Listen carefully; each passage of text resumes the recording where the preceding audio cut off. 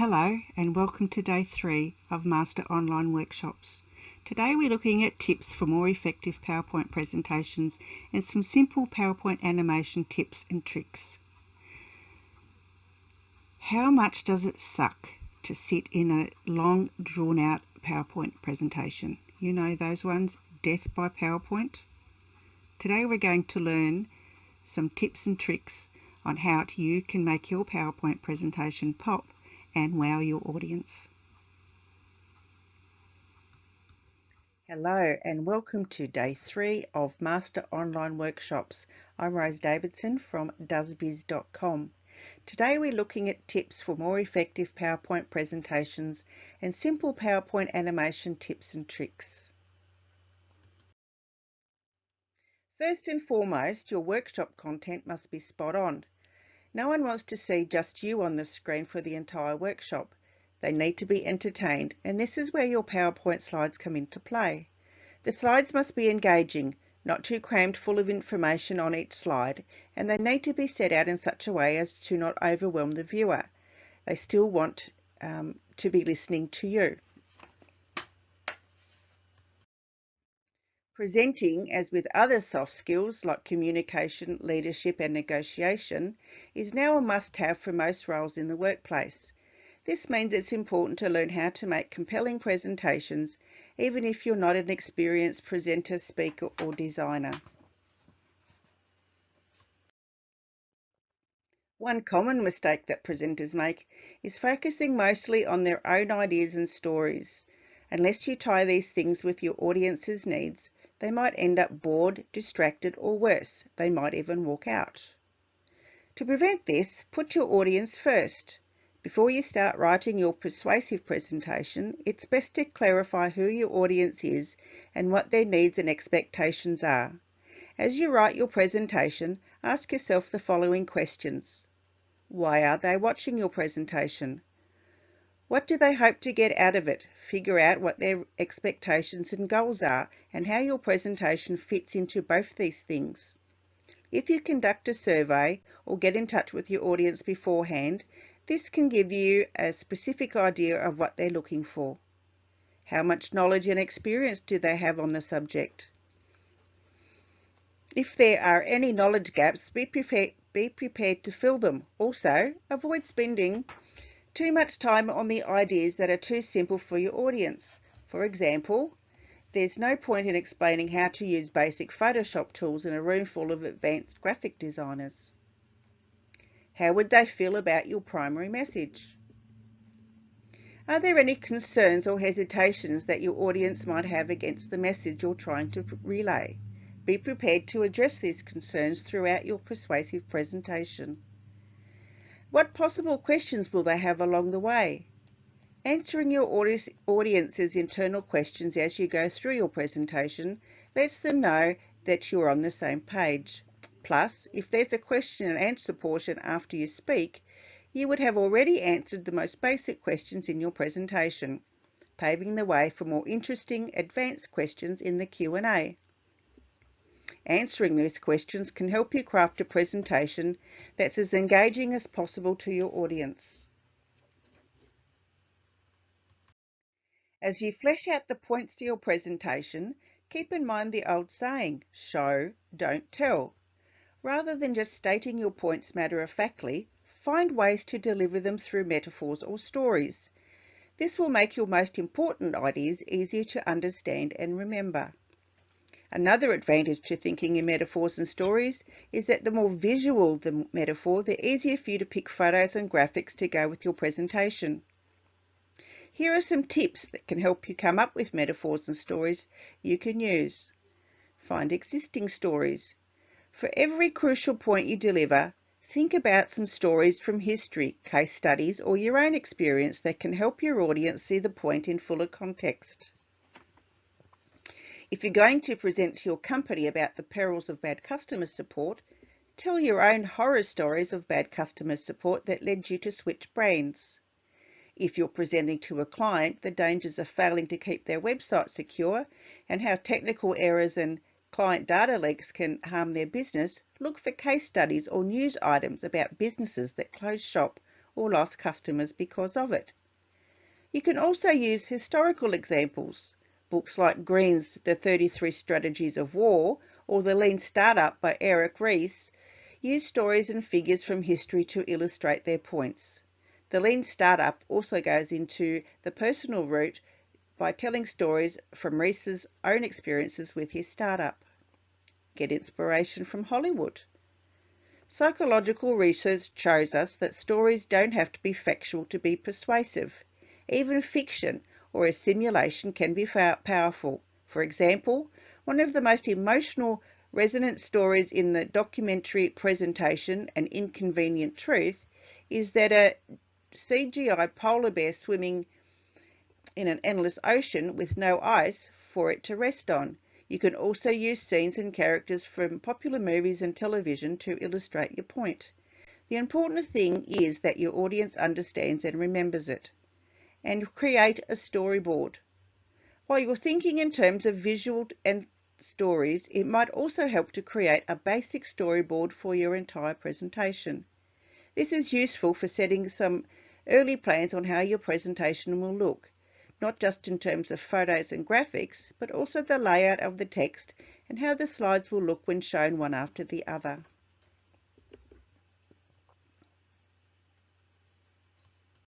Oh no, not another boring PowerPoint presentation. My eyes. How many times have you said that? How much does it suck to be in the audience for yet another drawn-out, boring, lifeless slideshow? Worse yet, how much does it suck to be the one giving it? The truth is, bad PowerPoint happens to good people, and quite often the person giving the presentation is just as much a victim as the poor sods listening to her or him. Here are some tips to help you add a little zing to your presentation. They are, of course, far from comprehensive, but they're a start. Feel free to share your own tips in the comments under the unit. Firstly, write a script. A little planning goes a long way. Most presentations are written in PowerPoint or some other presentation package without any sort of rhyme or reason. That's just not right. Since the point of your slides is to illustrate and expand what you are going to say to your audience, you should know what you intend to say and then figure out how to visualize it. Unless you are an expert at improvising, make sure you write out or at least outline your presentation before trying to put together your slides. And make sure your script follows good storytelling conventions. Give it a beginning, a middle, and end. Have a clear arc that builds towards some sort of climax. Make your audience appreciate each slide, but be anxious to find out what's next. And when possible, always leave them wanting more. At any given moment, what should be on the screen is the thing you're talking about. Our audience will almost instantly read every slide as soon as it's displayed. If you have the next 4 points you plan to make up there on the screen, there'll be 3 steps ahead of you, waiting for you to catch up rather than listening with interest to the point you're making. Plan your presentation so just one new point is displayed at any given moment. Bullet points can be revealed one at a time as you reach them. Charts can be put on the next slide to be referenced when you get to the data the chart displays. Your job as presenter is to control the flow of information so that you and your audience stay in sync.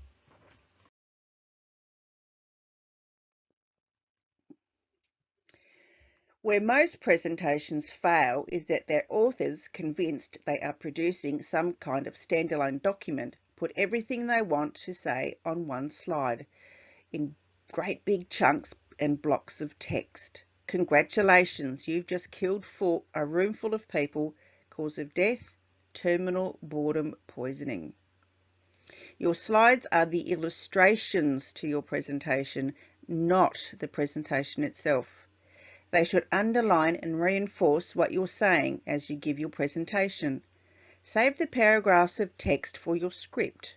PowerPoint and other presentation software have functions to display notes onto the presenter's screen that do not get sent to the projector, or you can use note cards, a separate word processor document, or your memory. Just don't put it on the screen. And for goodness sakes, if you do for some reason put it on the screen, don't stand with your back to the audience and read it from the screen. Pay attention to design. PowerPoint offers all sorts of ways to add visual flash to your slides.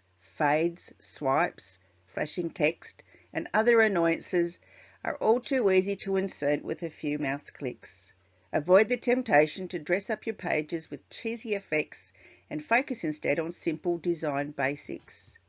Use sans serif font for body text. Sans serif like Arial, Helvetica and Calibri tend to be the easiest to read on screens.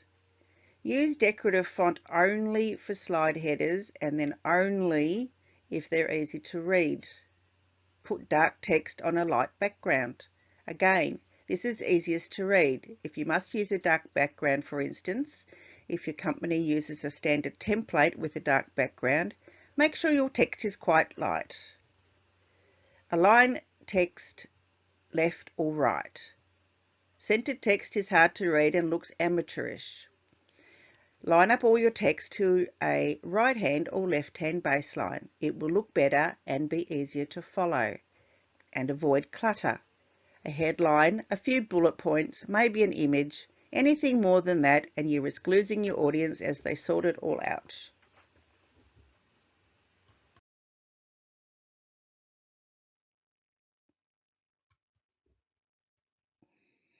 There are two schools of thoughts about images in presentations. Some say they add visual interest and keep your audience engaged. Others say images are an unnecessary distraction. Both arguments have some merit, so in this case the best option is to split the difference. Use images only when they add important information or make an abstract point more concrete. While we're on the subject, absolutely do not use PowerPoint's built-in clip art. Everyone's seen them. Use something that's fresh and new. Remember, the slides on the screen are only part of the presentation, not the main part. Even though they're liable to presenting in a darkened room, give more thought to your own presentation matter. How you hold yourself, what you wear, how you move around the room. You are the focus when you're presenting, no matter how interesting your slides are.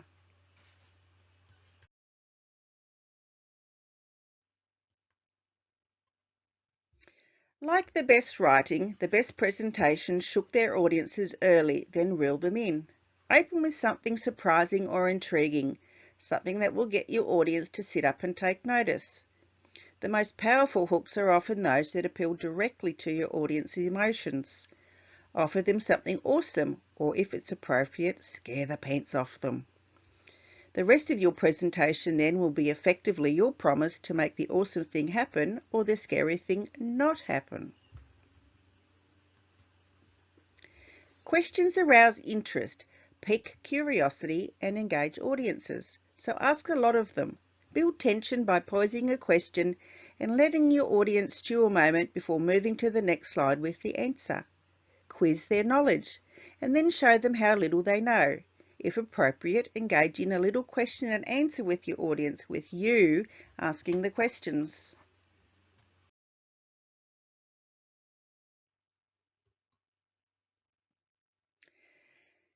Especially when you've done a presentation before, it can be easy to fall into a drone, going on and on and on and on and on, with only minimal change to your inflection. Always speak as if you were presenting to a friend, not as if you are reading off an index card, even if you are. If keeping up a lively and personable tone of voice is difficult for you when presenting, do a couple of practice run-throughs. If you still can't get it right, and presentations are a big part of your job, take a public speaking course. And of course, as with everything else, there are times when each of these rules or any other rule you know won't apply. If you know there's a good reason to break a rule, go ahead and do it. Rule breaking is perfectly acceptable behaviour. It's ignoring the rules or breaking them because you just don't know any better that leads to shoddy, boring presentations that lead to boredom, depression, psychopathic breaks, and eventually death. And you don't want that, do you? When you first start working with animations in PowerPoint, it's easy to overdo animating your slides. This makes your presentations slow and often not enjoyable for the viewing audience. Despite that, animations in a PowerPoint presentation can be a great tool for many purposes. Firstly, let's understand why we would use animations in a PowerPoint presentations. There are two common reasons. Animations help you control the pace of the delivery of your presentation. They can enhance the appearance and interest of your slides. The above is typically achieved by transitioning either full slides or a number of elements in your slides. The best slides animations have an aesthetic use that matches your message, as well as help you control the pace of your presentation. Typically, animations just for enhancing the appearance of your slides tends to become confusing for your audience.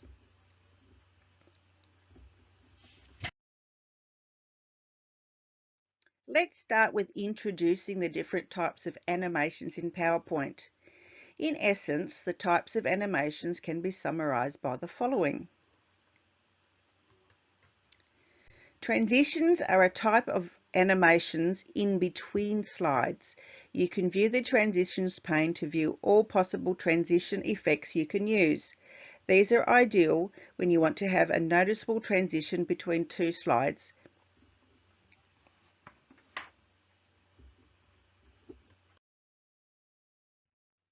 Animations are animations on your slide. You can view your options in the animations pane. These are often used as action effects while you're presenting your slide. For example, an animation can be used to highlight a particular element on your slide. Your animations are controlled by using the animations pane.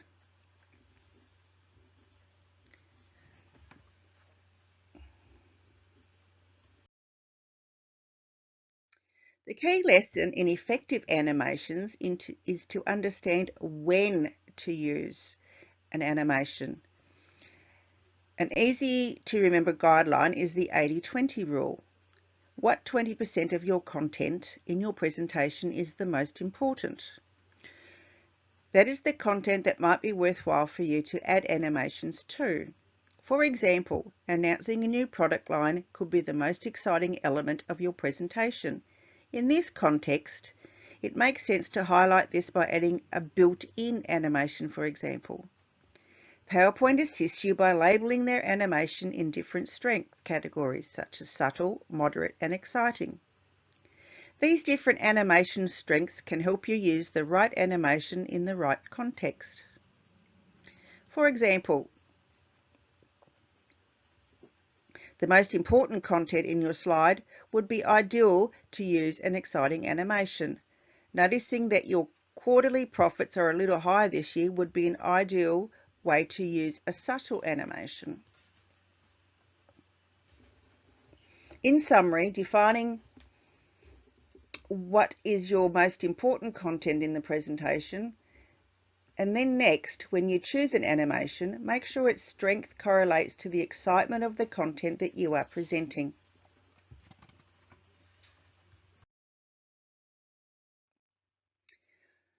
Once you've mastered where to use animations, next up is to understand when to animate. As described in the beginning of this tutorial, you can use animations and transitions. I'd recommend that you only choose one of either per slide that you'd like to add some animation to. Combining both often becomes a visual overload for your audience. Here again, the context of the slide matters. If you'd like to surprise the audience with the whole slide, a transition could be ideal. If you'd only like to have a few elements appear dynamically, using animations will make more sense. The duration of your animation matters as well and has a big impact on how your animation is experienced. Have you watched your presentation with slow transitions between each slide? At first, an impressive visual effect, albeit slow, might be interesting, but afterwards it becomes a source of frustrations as you see it over and over again, and can become tedious. The general rule is to have fast animations unless you're animating something in which a slow animation makes more sense, such as presenting something brand new, for example. I typically choose a timing of 0.5 seconds. The best way to quality control your animations is to go through the presentation after you've done everything and only pay attention to your animations. How does the pace feel? Are these fine, and are there sections in your presentation where there is too much animation, too little? How's the timing? Reviewing your presentation as a whole makes it much easier to estimate whether your choice of animation makes sense or not.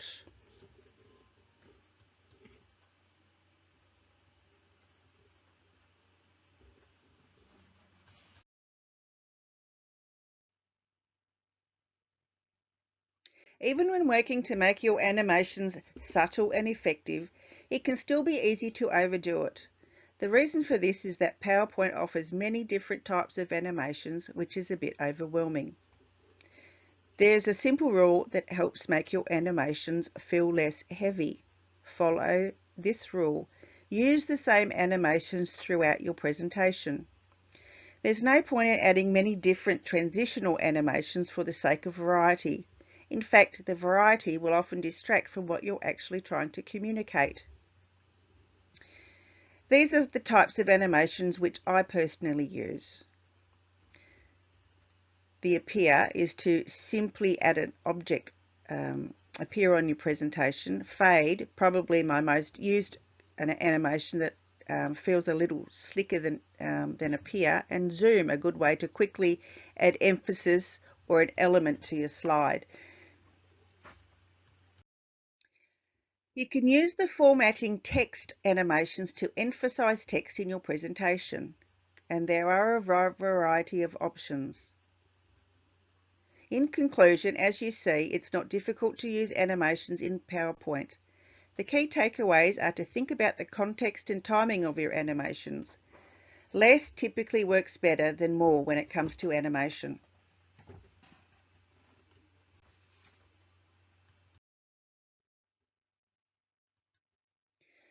So your homework for today is to download the PDF of the slides, download the booklet, and discuss in the comments section under the unit what are your plans to repurpose previous talks, and please submit a before and after example of 5 slides you've updated with animations for feedback. And that's it for today. I look forward to speaking with you for day 4. Bye for now.